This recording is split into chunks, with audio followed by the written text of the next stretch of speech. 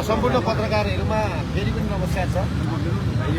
अब यो सरकार, यो नागरिक सरकार भनियो। नागरिक सरकार कस्तो रहेछ? पहिला बरु दलहरूले चलाएको सरकारमा हप्ता हप्ता दिनमा बोक्रिँदैन थियो। अहिले नागरिकले चलाएको नागरिकको सरकार भनिएको छ। यो सरकारले अहिले चुनावको विषयमा केही बोल्यो कि पक्रेर ल्याएर थुनिहाल्ने, पक्रेर ल्याएर थुनिहाल्ने। यहाँभित्र अहिले धेरैजना छन् हिरासतमा। यहाँ मात्रै होइन, नेपालभरिका प्रहरी हिरासतमा अभद्र व्यवहार भनौँ, शान्ति विरुद्धको खलबल भनौँ, ल्यायो थुनिहाल्यो। त्यही उसमा मलाई एउटै पत्रमा मलाई पहिला पोखराबाट पक्राउ गरियो, त्यस पछाडि अस्ति दक्षिणकालीको चालना खेलबाट पक्राउ गरियो, त्यस पछाडि अस्ति राति 10 बजी घरबाटै ल्याइयो। कुरा के हो भन्दाखेरि निर्वाचन आयोगले के भनेको छ भन्दाखेरि फलानो दुर्गा प्रसाईलाई कारवाही गरेर यहाँ जानकारी गराउनु भनेर निर्वाचन आयोगले जुन पत्र पठायो, के कुरामा भनेर भन्दाखेरि हामीले हाम्रो व्यक्तिगत स्वतन्त्रताको कुरा गरेको नि त होइन। र मैले विगत 4 वर्ष भयो, 79 साल फागुन 1 गतेदेखि मैले राजाको हातबाट दियो बालेर उठाएको कुरा त एउटै हो नि त होइन। मैले यो देश एउटा यस्तो देश हो, मैले आज सम्झेँ। त्रिभुवन युनिभर्सिटी बनाउँदाखेरि राजा महेन्द्रले आफ्नो श्रीमतीको रानीको गहना बेचेर त्रिभुवन युनिभर्सिटी बनाएको हो नि त। यो कुरा सम्झिनुपर्छ हामीले। आज हामीले त्यस्ता राजाहरूलाई, त्यस्तो राजपरिवारलाई हटाएर चाहिँ गणतन्त्र ल्याएर के पायौँ हामीले? तपाईहरु यो नगरौँ न, के पायौँ भन्ने कुरोको चाहिँ म प्रश्न गराउन चाहन्छु। र अर्को कुरो के छ भन्दाखेरि मलाई कतिपल्ट पक्रिन्छ? यो साल 13 पल्ट भयो। मुद्दाको इस्यु नै छैन। मुद्दा के हो भन्दाखेरि आपराधिक उपद्रव। निर्वाचन आयोगले सिडिओलाई पठाउने, सिडिओ गुरुगुरु लेख्ने, सबै टिपी स्टेटले चलाएका मान्छेहरू छन् यहाँ। देश जम्मै सकियो। र मैले हिजो सर्वोच्च अदालतमा बहसको क्रममा मैले श्रीमानहरूसँग भने, श्रीमान 2046 सालमा आन्दोलन भयो, जनआन्दोलन भयो, 8-9 जना मान्छे मरे। 8-9 जना मान्छे मर्दाखेरि पञ्चायत ढल्यो, बौद्ध दल आयो। 2062-63 मा जनआन्दोलन भयो, 26 जना मान्छे मरे, गणतन्त्र आयो होइन। बीचमा 17,500 मराए प्रचण्डले, गणतन्त्र आयो। भनेपछि 82 मा 75 जना बच्चाहरू मरे। 82 सालमा सिंहदरबार जनताको सर्वोच्चता बोकेको सर्वोच्च अदालत, जनताको प्रशासनिक केन्द्र सिंहदरबार, जनताको कानुन बनाउने संसद भवन, जनताको आशा र भरोसाको विश्वास रहेको पुलिस हेडक्वार्टरदेखि सारा नेपालभरिका चाहिँ पुलिस हेडक्वार्टरदेखि लिएर गाविस चौकी, स्वास्थ्य चौकी सबै डरे। त्यसले के गर्यो त? के परिवर्तन ल्यायो? मैले प्रश्न त्यो गरेँ। भनेपछि त 84 को चुनाव 82 मा गराउनकै लागि सिंहदरबार र सर्वोच्चमा आगो लगाएको हो कि के हो त? यो कुरो स्पष्ट नभइकन किन तपाईहरु चुनावमा धेर बल गर्नुहुन्छ? र यो चुनाव के को लागि हो भन्ने कुरो मैले उठाएपछि उहाँहरू पनि नतमस्तक भएर सुन्ने। र मलाई सर्वप्रथम त म के भन्छु भने, सर्वोच्चबाट मलाई हिजो छोड्ने काम भयो। न्यायालय जल्यो तर न्यायालय मरेको छैन भन्ने चाहिँ मलाई विश्वास थियो। तर न्यायालय पनि धर्म राखेको रहेछ, किनभने हिजो मलाई छोडेको हिजै जानु पर्दैन नि, घुमाउरो बाटोबाट आजसम्म लगाइयो। भनेपछि न्यायालय पनि धर्म राखेछ। भनेपछि म सर्वोच्चका माननीय न्यायाधीशहरूलाई के भन्न चाहन्छु भने, तपाईहरु खुट्टा टेक्नुहोस्। र मैले हिजो बहसकै क्रममा पनि के भनेको थिएँ भने, सबै नेपालीहरू त भात खाएर बाँच्ने जिउँदो लास रहेछन्, बोल्ने मान्छे नै रहन्छ। यहाँ बोल्दाखेरि थुनिनु पर्ने। मैले यही कुरा गरेँ। खोइ त कसै न कसैले त आवाज उठाउनु पर्यो नि भनेर मैले पटक पटक यही कुरा भन्दै आएँ। आज सिंहदरबार जस्तो, सर्वोच्च अदालत जस्तो, संसद भवन जस्ता देशभरिका त्यस्ता सम्पदामा आगो लाग्दाखेरि कोही पनि नबल्ने। र म म आज नेपाली सेनाको हेडक्वार्टरमा अगाडि छु। पुलिसको चाहिँ सबै कुरा चल्ने, सेनाको चाहिँ एउटा मान्छे पनि नमन्ने, एउटा केही नचल्ने। हेर्नु चाहिँ यहाँ कति विभेद छ। भनेपछि यो पुलिसले 1 घण्टा मात्रै काम छोडिदियो भने यो देशको हालत के हुन्छ भनेपछि यो कुरा म सेनाहरूलाई पनि के भन्छु भने हिजो सिंहदरबार मानिन्जेलसम्म पनि सिंहदरबार रह्यो, सर्वोच्च अदालत मानिन्जेल सर्वोच्च अदालत रह्यो। भोलि गएर सेनालाई पनि अहिले हामी सबैले मानेका छौँ, हामी मान्छौँ। भोलि सेनापट्टि नै ढुङ्गा फर्कायो भने के हुन्छ त्यतिखेर? मान्न छोरे जनताले पनि।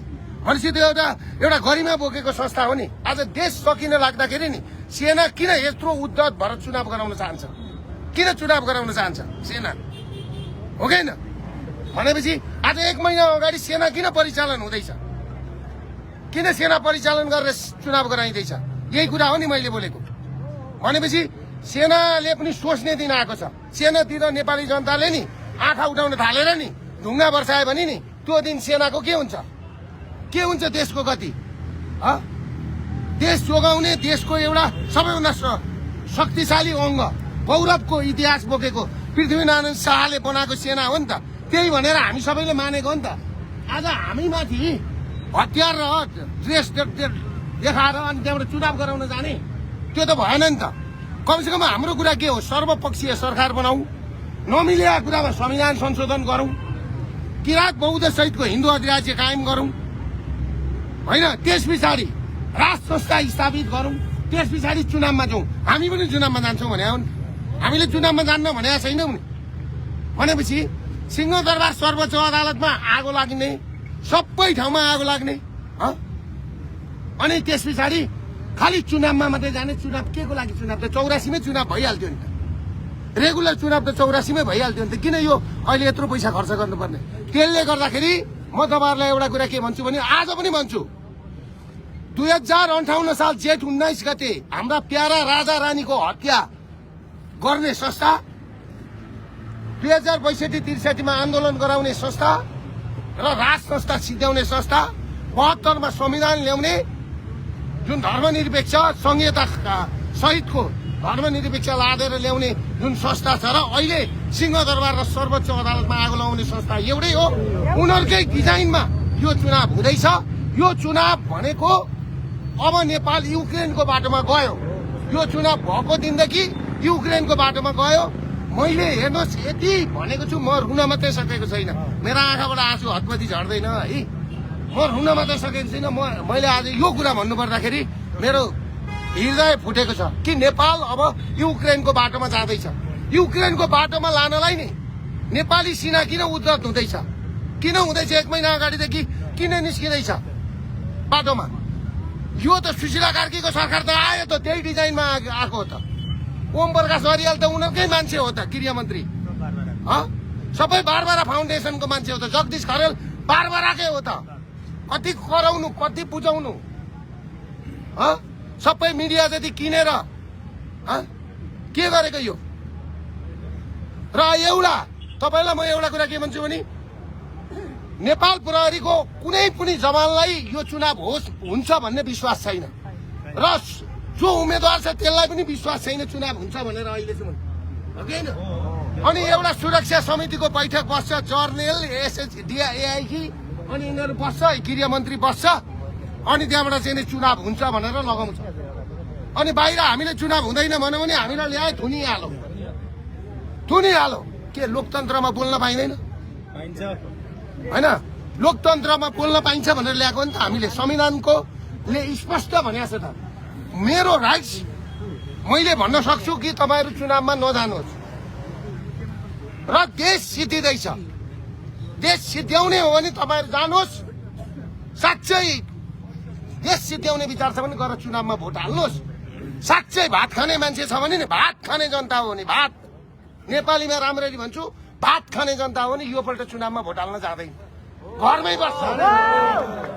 भात खाने जनता हो नि, अरूले चिज खाने र अर्काले नै दिएको खाने जनता हो भने चुनावमा भोट भाग लिन जान्छ। त्यसले गर्दाखेरि म सम्पूर्ण नेपाली नागरिकहरूलाई के भन्छु भने चुनाव हुन्छ हुँदैन मलाई थाहा छैन। चुनाव चाहिएको निर्वाचन आयोगलाई, चुनाव चाहिएको गृहमन्त्रीलाई, चुनाव चाहिएको अहिले नेपाली सेनालाई जस्तो देखिएको छ। 1 महिना अगाडि सेना परिचालन गरेर यस्तो हामीले थाहा पाएको थिएन। त्यसले गर्दाखेरि म एउटा कुरा के भन्छु भने नेपाली सेनाले पनि नि अब नेपाली जनताको लागि र नेपालको लागि कहिले हामीलाई चाहिँ नि साथ दिने हो। हाम्रा राजा मर्दा पनि चुप लागेर बसे, हाम्रो दरबार सकिँदा पनि चुप लागेर बसेको छ सेना। भनेपछि मलाई साह्रै चित्त दुखेर आएको यो कुरामा चाहिँ। म रौँला नरौँला, म पाँचौँला मरौँला, त्यो कुराले तात्तिक भिन्नता राख्दैन, फरक पर्दैन। तर यो देश रहनु पर्छ कि पर्दैन? यो देश बाँच्नु पर्छ कि पर्दैन? यो देश बचाउने भने सम्पूर्ण नेपाली नागरिकहरूले र अहिले चुनावमा गएका जसलाई चुनाव चाहिएको छ, सिंहदरबार र सर्वोच्च अदालतमा आगो लगाउने त्यो गणेश कार्की भन्ने छ नि, त्यो उसको उसमा उठेको मोरङमा सुनिल शर्मासँग 3 नम्बरमा उठेको, 4 नम्बरमा उठेको, 4 कि 3 मा, 3 मा त्यो मान्छेले 13 सिंहदरबार मैले आगो लगाएँ भनेर चाहिँ नै कम्प्लेन टाँगेको मान्छे, त्यो मान्छे भनेको अपराधी हो।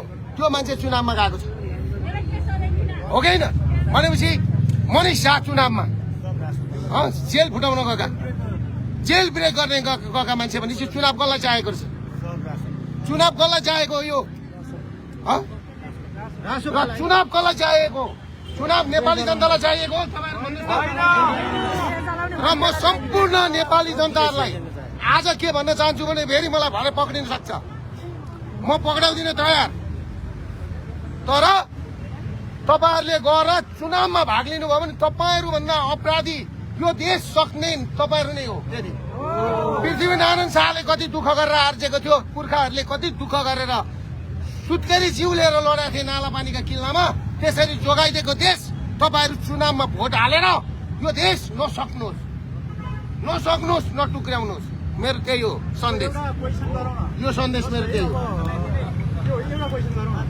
चुनाव भाँडिने डर चाहिँ तपाईँलाई चाहिँ यो खटगरामै राख्ने भनेर चाहिँ समाचार आइराखेका थिए। तपाईँ चुनाव भाँड्नलाई अब बाहिर निक्लिनु भएको के हो? के हो यो भाँड्ने भनेको? के हो भाँड्ने भनेको? के हो? तपाईँलाई चुनाव चाहिएको? एकछिन चुनाव गराउनु र चुनाव हुनुमा फरक कुरा हो क्या? होइन, चुनाव हुने एकछिन म भन्दैछु त, तपाईँलाई चुनाव चाहिएको हो, जानुहोस् न, तपाईँ भोट हाल्नुहोस्, तपाईँको राइट छ त, जानुहोस्। किन भाँड्नु पर्यो? बुझ्ने मान्छे जाँदैनन्, नबुझ्ने मान्छे जान्छन्, किन भाँड्नु पर्यो? भाँडिनै पर्दैन नि। मैले तपाईँलाई के बुझाउँदैछु अहिले? तपाईँलाई चाहिएको छ, तपाईँको राइट छ, कुरो जानुहोस्। होइन, नेपाली जनता कति सचेतन, त्यही भएर त मैले भनेको नेपाली जनता भात खान्छन् कि अरू चिज खान्छन्? भात खाने जनता पनि चुनावमा जाँदैन। अब भन्नु बुझ्नुभयो? तपाईँ भात खानुहुन्छ भने नि, तपाईँ भात खानुहुन्छ भने तपाईँ चुनावमा जानु हुँदैन, देश सकिँदैछ। अब मैले के गर्ने? यस्तै प्रचार प्रसार गर्ने, मसँग हतियार छैन, माओवादीको जस्तो पुलिसको जस्तो हतियार छैन, अर्को जस्तो छैन, बमबहादुर छैन। मैले के गर्ने? बोलेर पुछाउने। अब राणा शासन भन्दा चर्को छ। आज राणासँग फोटो, पूर्णबहादुरसँगको फोटो लिक भएको मैले थाहा पाएँ। लिक भएको होइन, त्यो आएको हो, खिचेको हो, त्यसमा ढाँट्नुपर्ने एआइसिआई होइन। मेरो पर्सनल काममा मेरो पहिल्यै भेट हुँदाखेरि कुनै नेताको घरमा 2-2.5 वर्ष अगाडि कहिले हो भेट भएको थियो, 2.5 वर्ष जति भयो। भेट भएको बेलामा मेरो उहाँको पनि स्कुल, मेरो पनि स्कुलको कामले जाँदाखेरि म एउटा उहाँहरूले पनि विदेशको त्यो ल्याउनु भएको छ नि त, त्यो सिलसिलामा उहाँहरूकोले चाहिँ नि दिँदो रहेछ यहाँको लागि एफिलिएटेड उहाँहरूकै युलेन्स स्कुल छ नि, उहाँहरूले पनि ल्याएको। अनि त्यस भएर बुझ्न गएको थिएँ। त्यो बुझ्न गएको बेलामा फोटो खिचेको, त्यतिखेर उहाँ परराष्ट्र मन्त्री हुनुहुन्थ्यो। मैले के गल्ती गरेँ? फोटो खिच्दैमा चाहिँ के हुन्छ? यहाँ फोटो त प्रधानमन्त्रीसँग पनि खिचिएको छ, अस्ति मूर्ति नै दिएको त सुशीला कार्कीसँग, ओम अरियालसँग फोटो खिचिएको छ, गिरिजा प्रसाद कोइरालासँग फोटो खिचिएको छ, प्रचण्डसँग फोटो खिचिएको छ, केपीसँग फोटो खिचिएको छ, अभियान छ, सबैसँग फोटो खिचिएको छ। फोटोको कुनै अर्थ हुँदैन क्या, फोटोसँगको मतलब भएन। कुरा के हो भने नि कामसँगको मतलब हो। कामसँगको चाहिँ कुरा सोध्नु न। म अहिले के भन्छु भने मेरो हातमा देश आयो भने पहिला आरती देवकोटालाई ल्याएर धुन्छु। अब तपाईँहरूलाई चाहिँ चित्त बुझ्छ? म त्यो तागत भएको मान्छे हो, पहिला केपी ओलीलाई ल्याएर धुन्छु र सिंहदरबार र सर्वोच्च अदालतमा आगो लगाउन जसले प्लान गरून् त्यसलाई ल्याएर धुन्छु। अनि मात्रै संविधान संशोधन गरेर कुरा भन्नु भएन। अनि मान्छेसँग भेट्दैमा, मान्छेसँग त्यो गर्दैमा पुरानो फोटो ल्याएर टाँसेर म एआई भन्दिनँ, साँच्चीकै फोटो हो। त मैले आरजु देउपासँग अढाई 2-2.5 वर्ष अगाडि फोटो खिच्दाखेरि के बिग्रियो केही भएर अनि अब अहिले नयाँ डेक हालेर फेरि ल्याउने बेला हुँदैन बेमौसममा पानी परेन त त्यही भएर होइन कहिले कहिले बेमौसममा पानी पर्छ बेमौसममा पत्र पनि पर्छ अब त्यो त पर्छ अब त्यो यही बेलामा उनीहरूले देखाउन खोजेको तर म भित्र भएको बेलामा तर तपाईँलाई म के भन्छु भने आर्जु कुरो ठुलो कुरो होइन शेरबहादुर ठुलो कुरो होइन केपी ओली ठुलो कुरो होइन कुरो मुलुकको कुरो हो क्या हो मेन कुरो मुलुकको कुरो हो कुरो बुझ्नु भएन त्यसले गर्दाखेरि मैले सर्वहारा वर्ग भुइँ मान्छे उत्पीडन वर्ग निजामती कर्मचारी पुलिसहरूको होइन सेनाहरूको चाहिँ तलब बढाउँ पहिला सेना पुलिस र निजामती कर्मचारीलाई बलियो बनाऊ अनि देश राम्रो हुन्छ भनेर मैले पटक पटक भने देश कसरी बलियो बनाउने आज देशको हालत हेर्नुहोस् सबै बिकेको छ यहाँ कोही कसैको सेक्युरिटीमा कोही कहाँ सेक्युरिटी बिकेर मान्छे मर्छ राजा त मऱ्यो भनेदेखि राजपरिवार त सकियो भने अरूको के भरोसा छ त्यसले गर्दाखेरि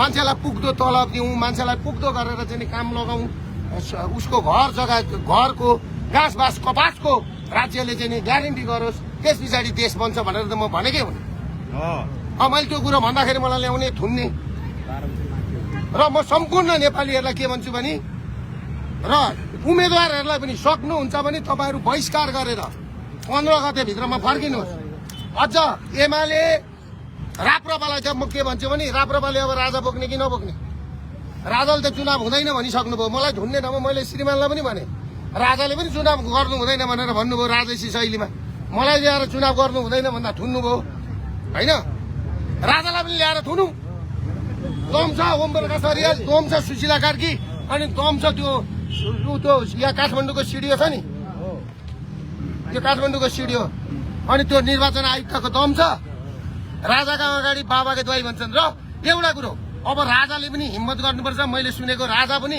अब बाटोमा निस्किने कुरा सुनेको छु राजा बाटोमा निस्किँदाखेरि नि विदेशी सेना आयो भनेर आएर रोक्यो भने मात्रै हो नभए नेपालको सेना नेपालका पुलिस र नेपाली जनताले दरबारभित्र लगेर हालेर सलामी ठोक्नुपर्छ सलामी ठोक्नुपर्छ त्यही हो कुरा ल हस् नमस्कार 12 बजे माग के हुने